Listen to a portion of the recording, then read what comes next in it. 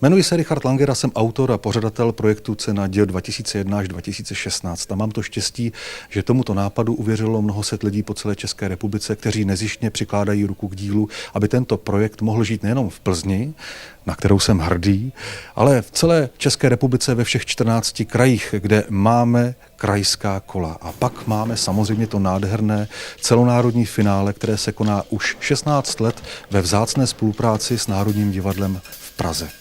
Co je na Ceně děl krásné?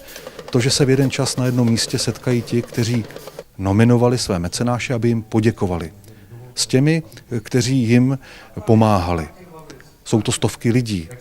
Ten ceremoniál má neopakovatelnou atmosféru. Je založen na děkování, na tom obyčejném českém D a ono to funguje. Není tam nic světového, žádné velké reflektory, žádná velká show a přesto to lidi baví a 2 hodiny si u toho užijí a uvědomí si, že ten život třeba má stále ještě smysl a velkou naději a budoucnost. To vše samozřejmě stojí nějaké peníze, takže pokud chcete podpořit tento kulturní projekt, tak využijte možnosti této sbírky, neboť nadační fond pomoci Karla Janečka vaše příspěvky vynásobí koeficientem 1,618. Proč byste to měli dělat? Protože chcete. Pokud nechcete, tak to nedělejte a podpořte úplně někoho jiného, koho podpořit chcete, nebo podpořte všechny. Každý podle svého zájmu, svého rozhledu, svých zálib a možností.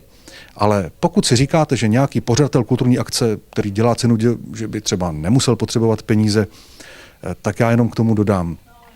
Já jsem obyčejný kluk, který pořádá obyčejnou kulturní akci. A kdybych nepořádal Cenu děl, tak budu pořádat něco jiného. Třeba z komerčních důvodů něco bulvárnějšího a i to by bylo prima.